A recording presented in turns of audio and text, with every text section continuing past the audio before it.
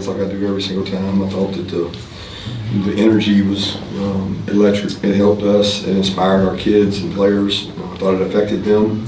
And once again, a team has to go on the road and play in that kind of night environment. It's really hard. It's really tough to play in that, and I thought it impacted them. I'd also like to give credit to Emily Dietz and her staff. They did a tremendous job with game management in terms of the energy, keeping people engaged. I guess there were some fireworks, I don't know, somebody told me there was, but that wasn't what I was worried about. But our kids show resiliency. I'm proud of them. Look, it was a week ago, a couple hours that we were dead and gone. You know, people had written us off. It's hard to play in this league week in and week out on the road. We've accumulated a tremendous amount of injuries from the schedule we've had. And it's not going to really get any easier. It's a physical game, but when you play the gauntlet of what we played, it's taking its toll. We had a lot of guys sitting on the sideline tonight that couldn't play, but we also had a lot of guys that stepped up. And I think the way we practice has helped us grow some players who stepped up tonight and played big for us. Kirby, can you speak to the offensive line? I don't believe you guys rotated at all up there tonight. They came in and did a great job. They did a great Tennessee defensive line. Yeah, yes, you're right. It's probably the first game that we haven't subbed an offensive lineman the whole time, and we were concerned about that because we didn't know how Tate would hold up, and that game meant a lot to Tate. You know, Tate grew up in a Tennessee family, and a dad that was a Tennessee fan, and that game was a lot of pride to him. And I thought his energy and toughness really showed. And just a week ago, you know, he deemed it and couldn't go, and he went out there tonight and really played physical, played tough. But those guys, you know, they took a lot of criticism from people, and really unwarranted in my opinion, because it's funny when you talk to people that actually know football, they know how hard it is to play in that environment. And then people just, you know, say, oh, sacks, oh, they couldn't do this, they couldn't do that. When you get behind in the game, it makes it hard. Tonight, they played aggressively and played well. Kirby, Carson Beck told us that this week he made sure to stand up and speak to the team. So what did it mean to see him take that leadership, and especially to see how he responded to all of that pressure on the outside noise coming into this game? Well, he talks to the team, he talks to the offense almost every week, and several guys talk to the team on Monday, but I mean, every time somebody hears that, they think like, oh, team leaders speak to team, world-changing event. It's not that way. It's just there was an emotional talk that I think guys really wanted to make other guys aware of the significance of this game and not to take it lightly on Monday. But Carson carries himself well, and I've been very consistent, even with some of the dumbest questions in the world, no offense, about our quarterback, because we see him every day. You know, he gets judged on outcomes and stats, but we don't judge based on that.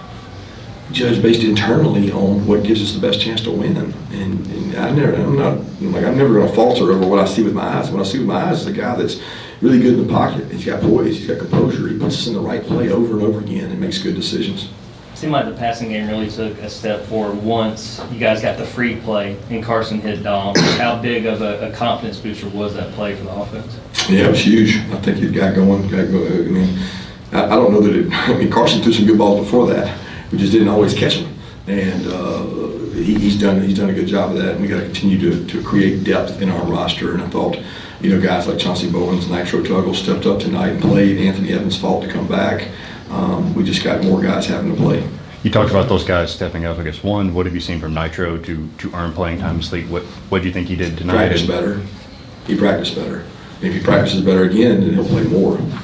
And Daniel Harris has practiced better every day, every week. And the guys who practice better get rewarded for it. To follow up on that, what did you see from London Humphreys tonight, especially with that long catch he made, I think, in the fourth quarter down the sideline? Great catch down the sideline. That was a very unique play because we tried to get them to false start. They didn't, and our center was off balance and was followed back, and he just went ahead and snapped it. So it turned into a kind of a busted play that was a big play. And London's been great. He's been such a great kid, such a hard worker. Coach, Tennessee went into the locker room with 17 points, and the defense didn't allow them to have anything else in the second half. Just speak to their success in holding balls. Well, we stopped the run a little better, and that gave us a chance. I was I was really proud of the secondary because you're in some really tough cover environments and out there, like on space. And some of it, they helped us. I think they dropped some balls that were like bang, bang plays, but they didn't get behind us. And that's the big achievement. Keep them in front of you, tackle them. I wasn't real pleased with the run stopping, but we did enough. Coach, looking at Carson ran the ball a little more tonight. He had that big 14-yard scramble at the start of the second quarter. He said he lowered his shoulder. He enjoyed that. Did you also share that sentiment when he lowered his shoulder? No, I mean, I didn't talk to him about it. I'm glad he did. I thought Mike and I, we challenged him with the backs out, that we had some place for him. And sometimes you gotta man up. I texted him early in the week and said, if we do this, are you down with it? And he said, I'm going to get it, Coach. Just give me the ball. And then some of them were not by design. You know, the scramble was a great play that he scores on. And then he had another quarterback draw off of an empty that he broke 2 or 3 tackles and got him going. He's a good athlete. Look, guys, he's a good athlete. He can make plays with his feet. He insisted earlier tonight that he was a dual threat quarterback, and he's been saying that to me on it. That's a stretch. Dual is a stretch. He's 75-25. Kirby, do you know anything about Dylan Bell's severity? It's ankle. I don't know if it's got a high component. We looked at it tonight. He was not able to go. Don't know how severe it'll be or how long it'll be. It's just, I mean, look, guys, there's a bunch of injuries. Ernest Green. I mean, we've had guy after guy after guy after guy go down. Smile, C.J. Allen, both gave us great efforts tonight, but they were unable to practice all week. And the back situations, Cash doesn't practice all week, makes himself available to help the team. It's just, you know, gotta choose. You want to play these schedules like this, that you're going to have that, you know, and they're reducing our roster size, so it's going to make it even tougher. Kirby, you talked about the significance of complementary football, where your offense had several long drives tonight. Yeah, it was huge. I mean, I didn't think our defense got the stops when they needed to. Like, we want to create field position for our offense, and we didn't. We gave up third downs, and we bend, and then we're down there on the 10-yard line, the 9-yard line, the 8-yard line. And one of the biggest drives was the one that we got the offensive PI, and then we're probably going to have to punt. I mean, we're on the headphones. It's 1st and 25. It's hard to overcome. Nitro makes a big play. They get a face mask, which gives us the first down. Otherwise, we may not overcome that drive. But it was very complimentary. I mean, somebody told me that they had a 15 or 16 play drive that ate up a ton of time, and then we had a 17 play drive that took up a ton of time, and the meat of the second half was in that time. Smiley, we didn't season high 8 tackles tonight. So what it means to this defense to have him back out there and give that effort? His confidence, his ability to make plays and tackles, his instincts are huge. And I think back to all the games he didn't play in, you know, and he missed all this time for this time. And he's gotten good reports on his foot. He's had 2 or 3 x-rays that look like it's healed, so that's great news for him. I thought one of the biggest plays in the game was Thorson's tackle on that punt return. Can you talk about that? What you Amazing. I mean, that's what they do in Australia, right? He came out of nowhere. I was thinking this guy might be a linebacker. I mean, it's the first real punt return we've given up in, I think, 2.5 years. And we thought we had a good plan. We had 3 gunners out there. We missed tackles on that play, and we think their returner is really good. We challenged our guys. But he broke out, and getting him on the ground, and what was the result of that drive? Was it 3? 3, so we ended up holding him to a field goal. It's a 4-point play, and tremendous effort by him. I can promise you we don't practice tackling much with him. Kirby, he did it on his own. Kirby, you talked about prove it being the message this week. What did you see from this team? What did they prove to you tonight? That they're resilient as hell, and no matter who, next man up mentality. And the kids in our room that haven't played yet, and sometimes they want to pout, they need to realize that you don't know when your time's coming. Will you work while you wait, is what we say. Will you work while you wait? And Chauncey Bowens worked while he waited, and it paid off for him. Nate, Nitro, he had a great week of practice. So we need more of that. Kirby, the receiving group that took a lot of criticism over the last couple of weeks for drop passes and incomplete balls that led to interceptions. How was it to see the receiving core have a big game for Carson this week? It's awesome. It's great. I think we can do better. And I think we got to do better. You know, because we're going to keep playing really high quality opponents, and we got to get healthy, and we got to get better. Speaking of the passing game, tonight, what did you see out of him that maybe allowed you guys to take advantage of that Tennessee defense there in the second quarter? I mean, I thought Mike did a great job of the tight end passing game. Ben made some plays.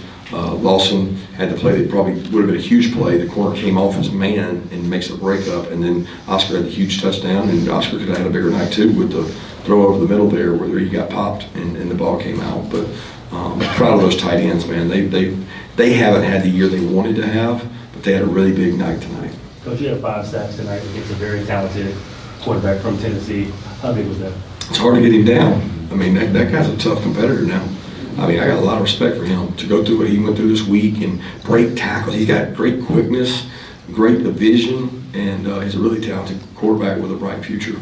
Kirby, is it easier or tougher to coach a team coming off an Ole Miss loss like you guys had last week? I don't know that it's either. I'll be honest with you. It's not. I mean, you can make a case it's challenging, but you got their attention. You know, I think it's more about morale and how you lead. How you handle losses says a lot about you. And you know, these kids are going to grow up to be contributors to society, and how they respond to tough situations, man. They're so much more prepared for bad things to happen in their life because of what they do in this organization and what they go through and the criticism they take. They'll never be as criticized as they are by the outside world in this sport. And I'm proud of the way they stuck together and kind of bonded and came out and played well. You talked about those long drives. What did you see on the 92-yard drive, that fourth quarter? That's the one that Nate scores on late. I mean, just to drive all the way down the field. Just impressive, man. I mean, we never came into a fourth down, I don't think, the whole time. And I really wanted to go for it on the 4th and 5 at midfield earlier. And I was like, you know what, we're playing good defense, but we had great momentum. And we were across the 50, and you know, they had jumped off sides a couple times. But going back to that drive, it was tremendous. I thought Mike dialed it up. You know, we had a bonehead mistake with 12 in the huddle. You can't do that. Cannot do that. Ultimately, you cannot do that. But he stuck with the play call. He didn't change it, and he was aggressive. And Carson made a great decision because Carson can check that play if they have pressure. And it was a little cloudy, and if he checks it, we're probably not going to hit that big play to Ben. And Carson did a great job putting a good play, a good package together, made a good decision there. And then Nate scored, and Chaz was the fullback, and so he was fired up. You guys have finished your SEC slate. Given the difficulty of the schedule you had, how would you assess how this team was able to navigate that stretch of games? I'll let y'all judge. I mean, you know, everybody thinks we should win every game.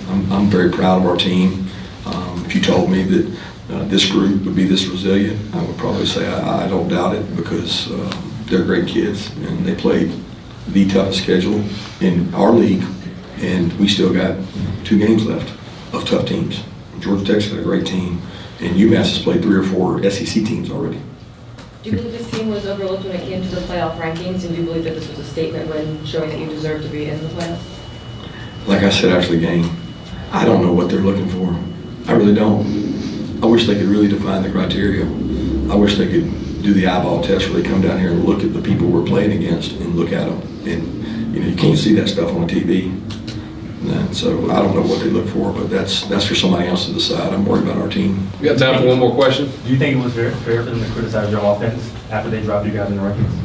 I think they're going to always do that, because that's what I say about the eyeball test. But they're not in that environment. They're not at Ole Miss in that environment, playing against that defense, which is top 5 in the country with one of the best pass rushers in the country, and they're fired up. They got a 2-score lead, and they're coming every play. They don't know that. They don't understand that. So they'll probably look at this week and say, well, we just played against one of the best defenses in the country, and we went for 453 on them, you know, and could have been more.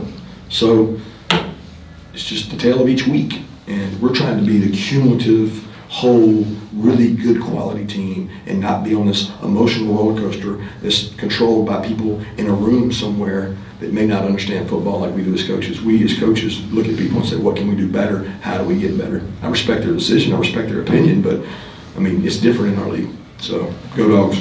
Thanks, everybody.